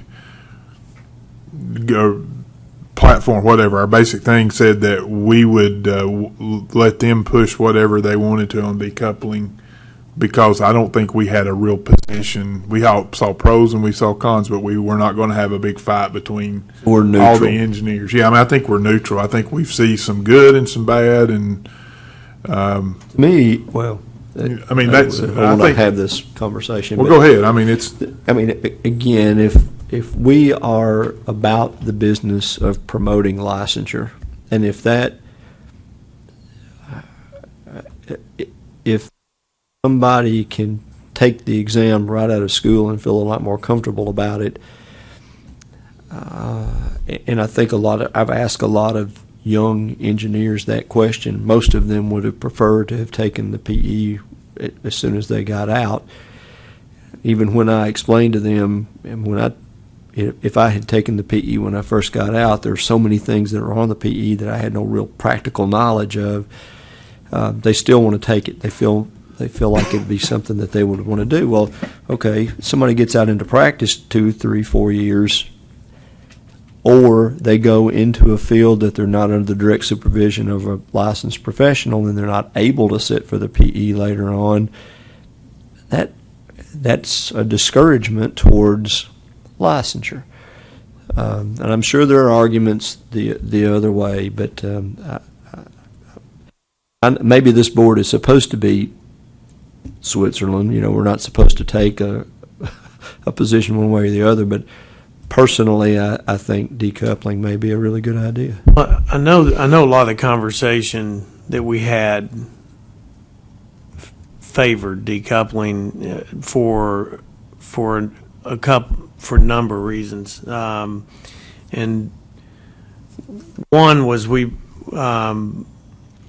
before people get off into industry, the industrial exemption is something that I don't know if that's ever going to change or whatever, but before people get off in their careers, if they can take that test, we're more likely to get people who go into industry and maybe professors who teach in college than after they work 4 years and realize they don't really have to be licensed. They're less likely to take that test than if they just come out and they're starting their career.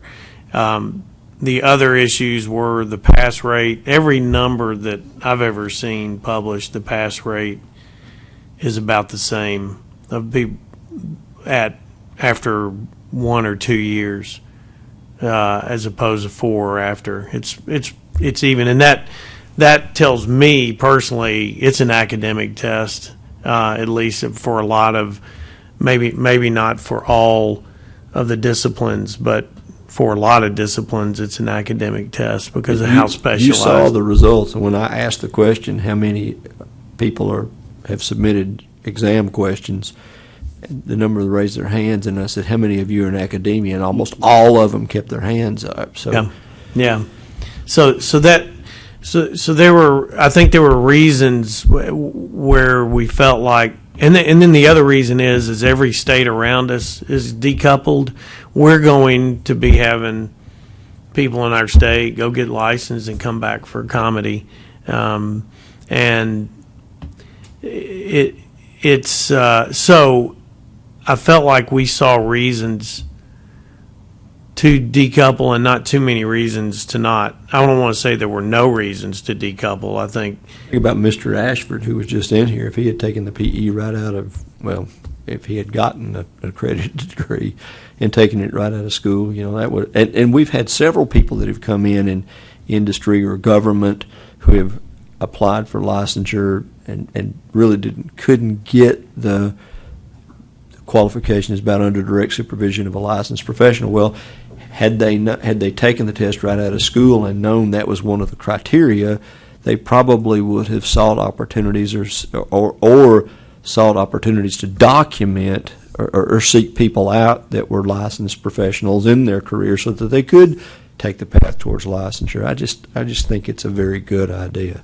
The big picture item is the public health, safety, welfare.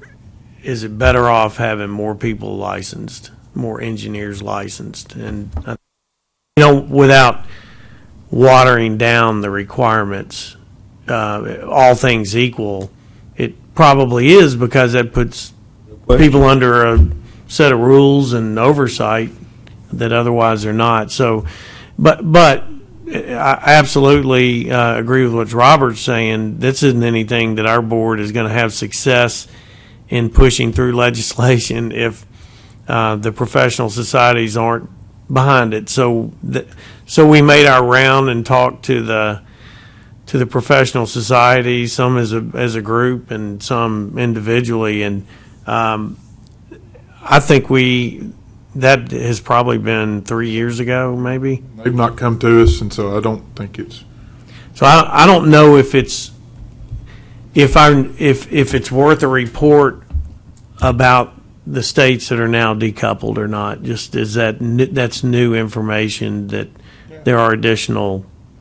Have they been decoupled? I wouldn't think so. They've been decoupled long enough to see how many of those people actually went and pursued licensure beyond that. Once they got their 4 years of experience under a licensed professional, how many of them went on and got licensure? Well, I think that's part of the issue, Alton, and I want to disagree on a couple things. It's not that I disagree with decoupling; it's that I disagree with some of the. We automatically say, well, if you take the test, then wow, that makes it you're going to get licensed, and I don't think that data is out there, because I think still the same pass rates for those that are doing it are 3 to 5 years. And 3 to 5 years is still, whether you take it early or take it later, you still got 3 to 5 years is the sweet spot for passing the test. If somebody is going to get licensed, they're going to go through the process to get licensed, and I don't know that the shortcuts. And I'm going to say all this the wrong way. The shortcuts that they may be able to take. I'm trying to say this right.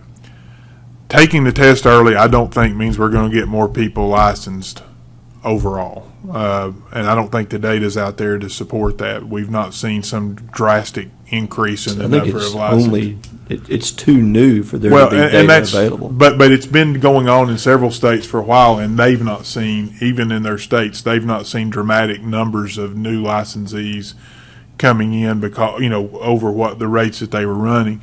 So I think the issue that we're going to end up having is it's going to get to be something the states around us do.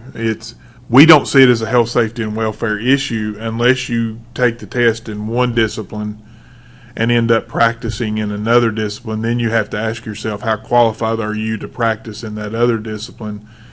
If you take the test in civil engineering, but you end up practicing in structural engineering, that may be different than what you took the test in. That may be the only health, safety, welfare risk. The other ones are not that big of a deal, but I think we've kind of went down this, and I know I'm yabbering a lot. We went down this path thinking, this is really going to open up the doors for new licensees. And man, it's not. I mean, the data that so far we've been getting doesn't show that we've got, in the states that do decoupling, they don't see a lot more licensees. They may have more people passing the test. So there have been states around us that have had decoupling as an Kentucky's alternative for 4 years. Kentucky's had it for 3 or 4. Nevada and some of those states have had it for 20 years plus. There's been 3 or 4 states that have had it over 20 years, and they've not seen, they've not gone rocket ship. And then you still have to have the sure experience. They can be representative, because what happened? Well, but you got to compare it to something. Well, I know, but I think more recent data than 20 years, because 20 years ago there probably weren't nearly as many people going into the engineering curriculum. I know there weren't as there are now. I look at the student population in engineering at UT. Look how that's grown in even the last 5 years. Yeah, but we had more engineers probably 20 years ago, and you had NASA and you had other things that made engineering a more viable thing. So I just don't. I think a lot of people we talk about there's less engineers out there today. I think there's more demand out there today. Well, more demand doesn't make more engineers, though. I mean, that's. You got more demand for potatoes. That doesn't grow more potatoes, and that's. See, I did well. Okay, you and I are on opposites. I don't disagree with okay. mobility. I just think the reason that for the decoupling, I think the reason that we're looking at this that automatically increases the amount of engineers is wrong, because these still people that are going to go into industry are still not going to get the experience. Now they may get it later, but because we don't have enough people in the industry that are licensed. And I think the opposite. I think if they take and pass the PE, or if they're given the opportunity to take and pass the PE early on, and they know and understand, look, I remember back in 2008, 9, 10, 11 when the economy was so bad, and we'd get a dozen applications a day from people who were in the oil fields or worked for oil companies or natural gas producers or in the industry. And because the economy had gone down, they had lost their jobs, and they were nearly unemployable because they didn't have a PE. And all of them all of a sudden recognized the value of pursuing that professional licensure. And I think that's exactly what allowing somebody to pursue or to sit for the PE early would do. It would make them keenly aware of the opportunity that would exist for them to do something in their life that would solidify their opportunity for continued and long-term employment. And I think they would know and understand the rules and regulations associated with the licensure, and I think it would put more people into licensure.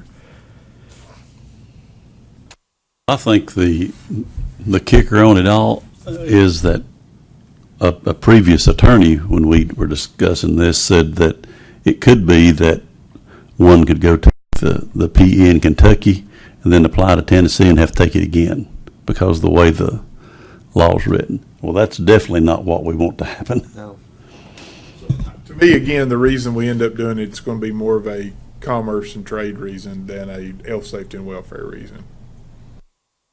As the states that surround us become more giving that test, and I think we have to fall in line, or we're going to be seen as restricting their ability to take an easier path forward in perception. But I don't think the numbers are there to prove that the early testing makes a marked difference in new PEs. I also brought up when we talked about this years ago the fact that some disciplines that are so they're not well representative in the testing, like traffic engineering. You know, we had a traffic engineer that admittedly waited too long to start taking it, but really had a tough time because he had been practicing traffic engineering ever since he graduated, but there's not enough traffic engineering on the civil engineering test to pass it. So someone like that would have benefited from being able to take it early if that option was available. I agree. Another good point. Anyway. Yeah, Steve, and your observation about legally, that is a good reminder. That was kind of where we landed with. So, and my point for bringing it up was really, do we need to be doing anything? Do we want to do anything like another round of discussions or whatever? Just sit Maybe tight. we ought to ask Casey where ACEC. Well, I don't think. Well, yeah, TSP was against it initially. I guess they both were, but I sense that's better now. But we ought to hear from her. I think it's something that we ought to keep on our radar. Yeah. Because, I mean, eventually we're not going to be the ones writing the rule, but we're probably going to be asked to weigh in on what we think about how the rule's written. And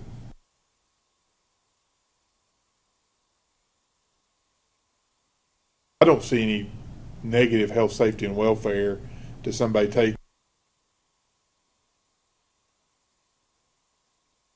take it in a discipline and end up doing another one, or That can happen now, though. it can happen now, or you end up with your experience being so far removed from when you take the test that your experience may not be.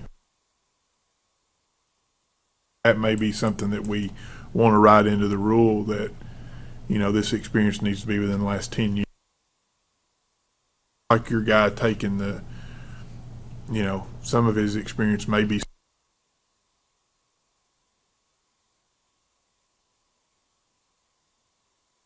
Maybe the biggest issue about it that is in our wheelhouse is that this board is going to be getting applications for comedy in the future where we're going to have to tell people you got to retake the test. That's going to make for a whole lot of pressure, I think. We'll have visits from commissioners then. Yes. Well, I thought we decided on that, though, that it was comedy, it didn't have an order, so that would be okay. As long as comedy was not ordered in the statute, but initial licensure was ordered. So you have to have education, experience, and I'm messing this up, right? Whereas in the comedy statute, it just said you got to have those three, and it doesn't matter. Have the order. And stipulate the order. Yeah. And if that's the case, then I think it bothered us that we were having a double standard. That's right. And so it wasn't sitting real well either way for this board. So I think that's probably the area where we're going to be affected, is ruling on that. Okay, well, if that's kind of enough conversation on decoupling. The other is the engineer definition question, architect question. I hadn't even looked, see if that's on the agenda tomorrow. I just wanted to add, I don't think it's on the agenda for tomorrow. Okay. I am going to the NCARB annual meeting at the end of this month. It is on their agenda there to discuss. So I think it would probably be a better conversation if we wait until after that, so I can get the perspective from the national organization, since I've gotten a bit of it from NCWES, but not from the architect side. Okay. That's just for legal input purposes. But Okay. Any discussion about that? Do we need to be researching anything? Or I will, again, when they presented it at the last board meeting, it had the component in there that dealt with incidental engineering. And I have an issue with that. Again, I think that's starting into the erosion of the practice of engineering, just like other things have been. And I think engineering is engineering, architecture is architecture. There's no such thing as incidental. Just because an architect thinks he can design a mechanical system because he's seen it a lot doesn't mean he's qualified to design and specify a mechanical system. And I would disagree with the notion that any language associated with the practice of architecture can include incidental engineering. I think that does potentially have a negative impact on the public health, safety, and welfare. Well, right now, with our laws and rules, an architect can design a bridge or a dam or a freeway. They can do all engineering. Architect? An architect can. All you have to do is come up here and you're licensed. You're licensed. All you have to do is come up here and satisfy us that they know what they're doing. So that's where I'm. Right, unless there's a complaint. But if and as an engineer, I can do architecture. I can design a whole building if I can convince somebody I know architecture and I've trained under an architect, know what I'm doing. I'm licensed. That's the way our laws are right now, unless I'm wrong. I mean, so that's where, that I don't agree with your logic that the incidentals are concerned if right now is not. I mean, right now it's wide open. There is no limit to how much engineering an architect can do, or vice versa. Is that the interpretation? I wasn't aware of that. Your license is your license. I mean, I know, but my license is in engineering and the practice of engineering. But we don't define it. Well, I know, but okay, that doesn't mean I can fly jet airplanes either. But you're not licensed in flying jet airplanes. You're just licensed in architecture and engineering because we're under the same board. But this is why when the cases that have come to us to review and an architect has done engineering drawings, it's not an automatic disciplinary. You have to find out where they know what they're doing, and if they know what they're doing. I understood that on engineering. You're licensed as an engineer, and we've seen stuff where people have sealed electrical, mechanical, structural, civil. And generally, the ones that I've seen aren't really competent to do that. But I wasn't aware that I could go out and design a high-rise building and seal it as an engineer and not be held accountable for the fact that I have no experience as an architect. You could be held accountable for that, but it would have to be a complaint. Oh, sorry. No. How do we remedy that? We've gotten complaints. I know Ricky and I have reviewed these kind of things where it could be an engineer or an architect that just stamps like a church, stamps every sheet. It could be an engineer and the individual would stamp the architectural sheets and all the engineering discipline sheets, and then it could be vice versa. And we don't automatically start throwing out penalties because an engineer stamps architectural sheets unless there's something wrong. Yeah. Right. I don't think the architects particularly like that, but that's the way we do it. And Robert, you and I know an engineer in the Knoxville area that a lot of his practice would be considered architectural, but because it's all related to buildings and inside of buildings, not just site plans. The type of building you're building, I mean, maybe all you're looking at is three ingress points and how your one bathroom that's in there and how wide your hallway is. And, it's very easy that an engineer could go, I know that your hallway has to be 5 feet wide. I know you have to provide, learn the code. Yeah, it's just a code thing then. And it's not, there's no real it's architecture, but it's not something that can't be learned by somebody that halfway knows what they're doing. Now, there's other things obviously that are more training related, but yeah, I mean, there's a lot of those kind of things that. The reason I was open to the whole idea of defining architecture and engineering was just the experience that I had reviewing the cases.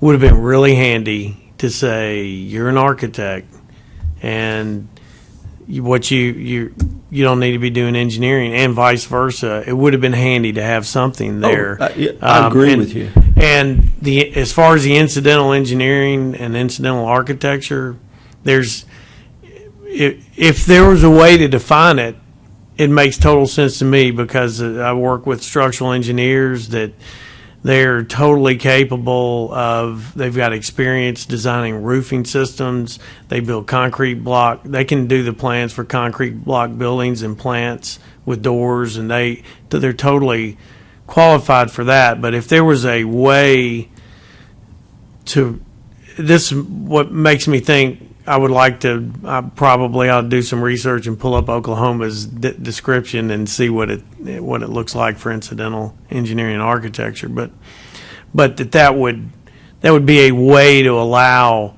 for those real life that expertise not to hurt a client who could get from a good structural engineer or an architect that knows a bit about that much whatever they're engineering. But I just felt like right now the way it is, where there is no limit, that when I started, the code books were this big and occupied that much of a shelf, and now the code books are several times bigger, and that I worry about. I don't see how somebody can know all the code requirements for building systems mechanically and now structurally, what you have to do, and then architecture. It's just incredible. I don't see how anybody can know all of that, but maybe they could. But it's got to be kind of rare. Anyway, that's kind of, I guess, where we are right now. But apparently, we're not going to have any business on it tomorrow. We know for sure. I mean, the architectural committee is in the morning. Well, it's not on the agenda right now because as far as you can discuss it if you would like. As far as input from legal, I've not finished my research, and so I'm not prepared to give an opinion to discuss it tomorrow. But if you want to discuss among yourselves tomorrow, you're welcome to. It's just not on the agenda until after the NCARB meeting, so we can get the national perspective from the architects. We've got it from the engineers, but we don't have it from the architects right now. But we can add it back if that's something that the board members want to discuss among themselves. I just brought it up because I wanted to see where we are with it, but I'm fine to wait. Personally, I don't know if Me too. It's not going to be a topic for discussion. Okay, well, I do think at some point, though, is that this committee ought to have some opinion. Apparently. We hadn't made that official yet, I guess. In the meantime, if any members wanted to submit suggested language that you like, any of that is welcome. If you'd like to individually send it to me, it just won't be the full board discussion with legal until after NCARB. So that doesn't mean we can't talk about it at all, or you can't send in ideas of how to resolve it. On a parallel note, has this committee taken up the definition of engineering? We reviewed we had a joint meeting with architects, and we had some description or some definitions to look at, but I think it seemed like that was either not to our liking, or maybe we weren't ready at that point to look at that. I guess maybe I'm thinking more philosophically. Do we? Yeah, I think that's why we did not get into parsing the language, because we didn't know big picture whether we wanted a definition or not. It'd be a great question to go do research on at NCAAS National with some of the states that do have definitions, which I think is a lot. Well, that was really, I think we talked about it at the last meeting, and that's why I asked some people in Virginia that question, because that's where we were. Let's ask other states their opinions. And I came back with 2, so I've got, 47 to go. Okay. You got So your just work cut out for you. continue doing that. But you got a good venue coming up to Continue do doing that. that, Yeah. Yeah, okay. Thank Okay, well, are there any other topics that we need to cover? Well, do we have a motion to adjourn? Second. Okay. All in favor, leave. Aye. Meeting is adjourned. Thank you. Roxana, what's the October date for the meeting?